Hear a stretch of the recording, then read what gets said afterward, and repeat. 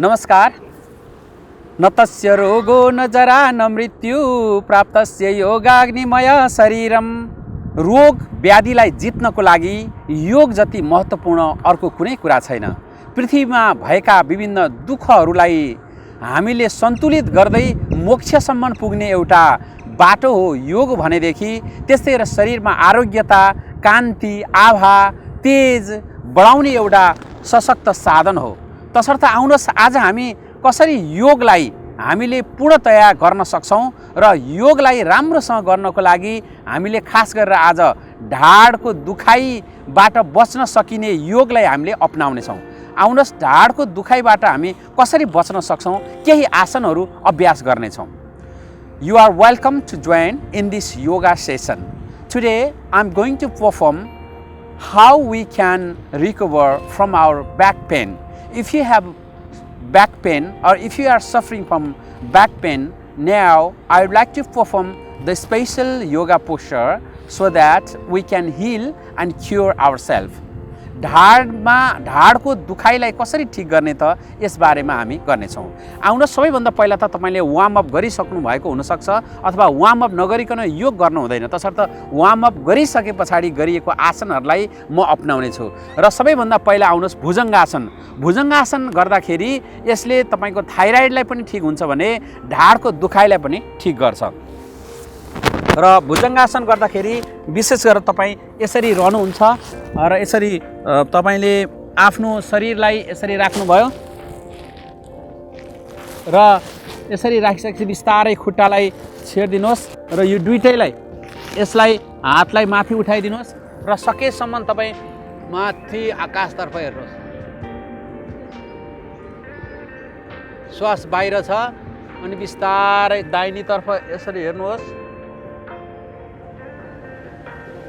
अनि बिस्तार देब्रेतर्फ हेर्नुहोस् अनि बिस्तारै तपाईँ श्वास छाड्दै छाड्दै तल रहन सक्नुहुन्छ। र भुजङ्गासन गर्दा फेरि ब्रिथ इन, श्वास लिँदै माथि आउनुहोस् र सकेसम्म हातलाई ठेल्नुहोस् र तपाईको यो तिघ्राभन्दा माथिको भाग सबै उठेको हुनुपर्छ। यसले थाइराइडको लागि, त्यस्तै गरेर ढाडको दुखाइ र त्यस्तै गरेर पेट घटाउनको लागि पनि काम गर्छ भने आमाशय र विभिन्न पित्तको पनि काम गर्छ यसले। बिस्तारै देब्रेतर्फ हेर्नुहोस् अनि श्वास लिँदै फेरि दाहिनेतर्फ गर्नुहोस् र अनि बिस्तारै फेरि अब हामी यस पछाडि यसलाई तपाईले 3 देखि 4 सेकेन्डसम्म दोहोर्याउन सक्नुहुन्छ। बिस्तारै तपाईले 3 देखि 5 पटकसम्म दोहोर्याउन सक्नुहुन्छ यसलाई। र यो गरिसकेपछि बिस्तारै यसैमा फ्लो भएर तपाईले वज्रासनमा बस्न सक्नुहुन्छ। र आउनुहोस् यसरी वज्रासनमा बस्नुहोस् र वज्रासनमा बसेर तपाईले यसैलाई यही ढाडलाई ठीक गर्नको लागि लामो श्वास लिँदै तपाईँ वीर पोस्चरमा आउनुहोस् र बिस्तारै यसरी माथि जानुहोस्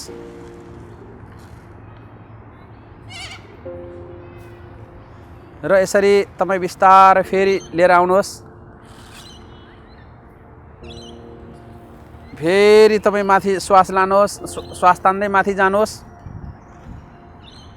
फेरि लिएर आउनुहोस् र यो वज्रासन खाना खाएपछि बसिन्छ। तसर्थ यसलाई भोजनान्ते वज्रासनम कुर्यात भनिन्छ। र तपाईको भोजन पछाडि हामीले ढाडलाई सिधा गरेर यसरी बस्दाखेरि पाचन शक्ति पनि बढ्छ, जठर अग्निलाई एउटा बढाउन सजिलो हुन्छ भनेदेखि मनमा शान्ति प्राप्त हुन्छ। र हामीले यो वज्रासन गर्यौं र वज्रासन भोजन पछाडि भोजन खाइसकेपछि यो सम्पूर्ण तपाईको पाचन शक्तिलाई सजिलो पार्नको लागि यो वज्रासनमा बस्न सकिन्छ। अब आउनुहोस् यसैबाट हामी गर्ने छौं कि ढाडलाई ठीक पार्नको लागि हामीले नौकासन गर्ने छौं। नौकासनले पेटको रोगदेखि लिएर ढाडलाई सबैलाई ठीक पार्नको लागि सहयोग गर्छ।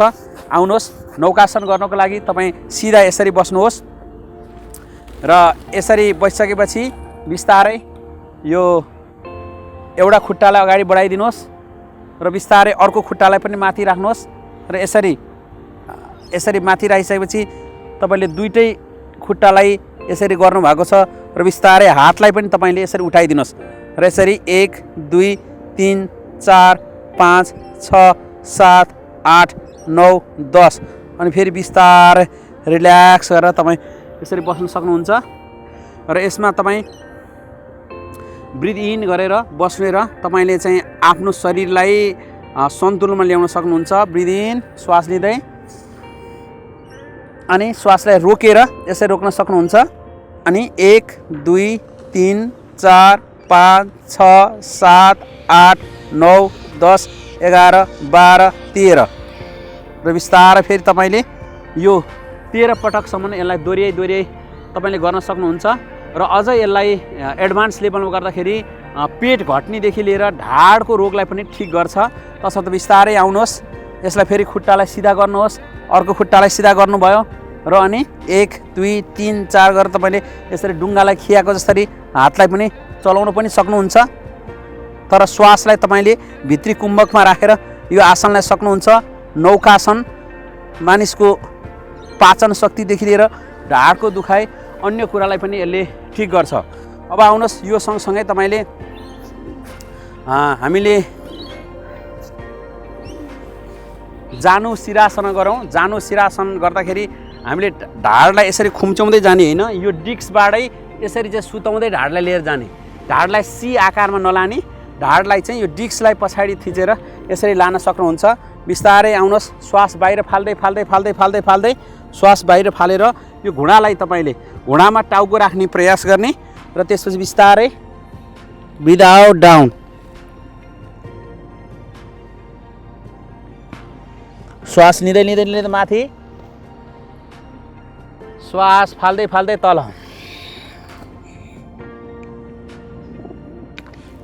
अब यस्तै गरेर यो यहाँनिर यो लिगामेन्टहरू, ढाडको लिगामेन्ट पनि तन्किएको छ भने सम्पूर्ण रूपमा खुट्टाका नसाहरू तन्किएका छन्। यसले गर्दा तपाईँलाई एकदमै ढाड दुख्ने, खुट्टा पोल्ने रोगहरू पनि ठिक हुन्छ। त्यसै गरेर आउनुहोस्, जानु शिरासनको अब दाहिने खुट्टा पछि देब्रे खुट्टा गर्नुहोस्। यसरी फेरि यसलाई ब्रिथ आउट गर्दै तल जानुहोस्, ब्रिथ इन गर्दै माथि आउनुहोस्, फेरि ब्रिथ आउट गर्दै तल जानुहोस्, ब्रिथ इन गर्दै माथि आउनुहोस्,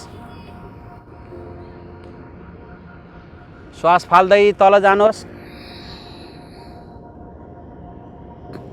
श्वास लिँदै माथि जानुहोस् र ढाडलाई ठिक गर्ने आसनहरू गरिरहेका छौँ हामी आज। र त्यो सँगसँगै अब आउनुहोस्, यो जानु शिरासन पछाडि हामी मार्जार आसन अर्थात् यो बिरालो आसनतर्फ लाग्नेछौँ र यसलाई तपाईँले पहिला हात र खुट्टालाई यसरी सिधा राख्नुहोस् र हात र खुट्टालाई सिधा यसरी राखिसकेपछि तपाईँले यसरी यो खुट्टालाई टाढा पनि नबनाउने, हातलाई यो कुमको बराबरी नै तल राख्ने, दुवै कुमलाई दुवै हातलाई, र यसरी राखिसकेपछि तपाईँले बिस्तारै हात र कुमलाई यसरी राख्नुभयो र यसैमा तपाईँले खुट्टालाई दाहिने खुट्टालाई यसरी तन्काइदिनुहोस्। त्यस्तै गरेर दाहिने खुट्टासँगै देब्रे हातलाई यसरी उठाइदिनुहोस् यसरी र यसरी उठाएर 1 2 3 4 5 6 7 8 9 10 11 12। अब फेरि क्रमशः यसलाई हात चेन्ज गर्नुहोस्, तपाईँले घुँडालाई लिएर आउनुहोस् र यसरी देब्रे खुट्टालाई पर लैजानुहोस्। देब्रे खुट्टा गयो, अब दाहिने हातलाई उठाइदिनुहोस्।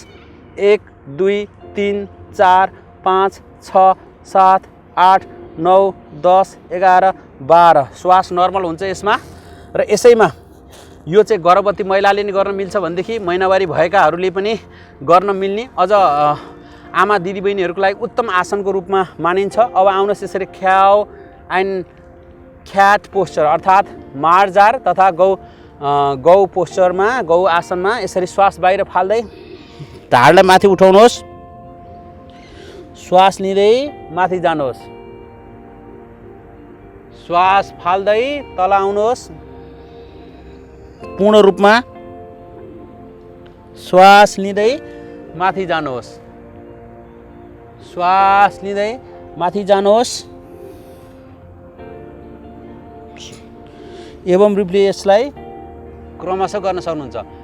यसैमा अब तपाईले ढाडको दुखाइ छ, ढाड सड्केको छ भने पनि योग मार्फत श्वास बाहिर फाल्दै यो देब्रे हातलाई यहाँबाट छिराइदिनुहोस् र कुमलाई पूर्णतया ल्यान्ड गर्नुहोस्।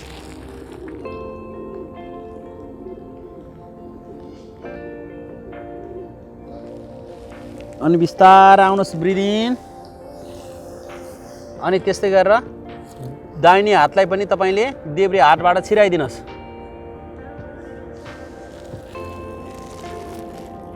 र यसरी तपाईको ढाड पुरै ट्विस्ट भएको छ यति बेला र यसले तपाईलाई ढाडको दुखाइ, कम्मरको दुखाइलाई यसले ठीक गर्छ। अब बिस्तारै आउनुहोस्। हामीले गरेका यी आसनहरूसँगै अब बिस्तारै हामी अर्को आसनतर्फ लाग्नेछौँ र ढाडको दुखाइलाई कम्प्लिट गर्नको लागि नियमित रूपमा गरिने अन्य आसनहरूमा अब आउनुहोस् कि बकासन, जसले गर्दा यो शरीरलाई, यो हातलाई, यो खुट्टालाई मजबुत पार्छ र चराको जस्तै, जसरी तपाईँले देखिरहनु भएको छ यहाँ चराहरू दुईटा खुट्टाले मात्रै अथवा दुईटा हात भनौँ, खुट्टा भनौँ, त्यसैले टेकिरहेका छन्। त्यसै गरेर हामी बकासन गर्नेछौँ र बकुल्लाको जस्तै ध्यान गर्ने पोस्चर भएको हुनाले बकासन भनिन्छ, जसले गर्दाखेरि थाइराइड भएकाहरूलाई पनि हुने, गलगाँड र अन्यलाई पनि हुने। यसरी नै चराले जस्तै र हातलाई भुइँमा राख्नुहोस् र त्यस्तै बिस्तारै यसलाई बिस्तारै दुईटै खुट्टालाई माथि उठाइदिनुहोस् र यसरी चरो जस्तै गरेर तपाईले जति सक्नुहुन्छ त्यति बेरसम्म बस्न सक्नुहुन्छ। सुरुवातमा 3 देखि 4 सेकेन्ड र बिस्तारै यसलाई बढाएर तपाईले यसले 10-15 सेकेन्डसम्म पनि बस्न सक्नुहुन्छ। एकपटक फेरि रिपिट गरौँ। सबैभन्दा पहिला बकासनमा गर्दा तपाईँ यसरी स्थिर रहनुहुन्छ। स्थिर रहिसकेपछि घुँडा र कुइनुलाई तपाईले जोडेर बस्नु भएको छ र घुँडा र कुइनुलाई जोडेर बिस्तारै ब्रिथ आउट गर्दै श्वास बाहिर फाल्दै यसरी हातका पन्जालाई बाहिर निकाल्नु भयो र अनि बिस्तारै घुँडालाई यसरी थिचेर दाहिने खुट्टा उचाल्नुहोस्, देब्रे खुट्टा पनि उचालिदिनुहोस् र यसरी 1 2 3 4 5 6 7 8 9 10 11 12 13 14 जतिसम्म पनि तपाईले सक्नुहुन्छ। यसले तपाईलाई मजबुत गराउँछ। हातहरू तपाईको मजबुत हुन्छन् भनेदेखि घुँडा पनि मजबुत हुन्छ। र यसै गरेर अब तपाईले बकासन पछाडि यसमा शशकासन जोडिदिनुहुन्छ। शशकासनले जहिले पनि तपाईको ढाड सिधा गरेर राख्नुहोस् र तुरुन्त थकाइ मेट्नु पर्यो भने पनि शशकासनले सहयोग गर्छ। लामो गहिरो श्वास लिनुहोस्। ब्रिथ आउट, श्वास बाहिर फाल्दै फाल्दै जानुहोस्।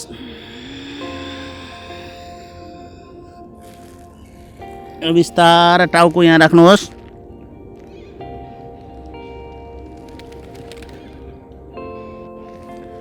फेरि ब्रिथ इन अप, श्वास लिँदै माथि जानुहोस्। ढाड सिधा, ब्रिथ आउट डाउन।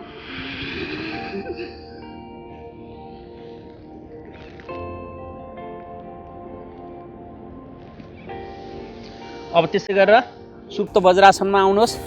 सुप्त वज्रासन गर्दाखेरि जसरी ढाडलाई हामीले शशकासन गर्दाखेरि अगाडिपट्टि मोड्यौँ, यसले चाहिँ अर्कोतर्फ मोड्नलाई सहयोग पुर्याउँछ।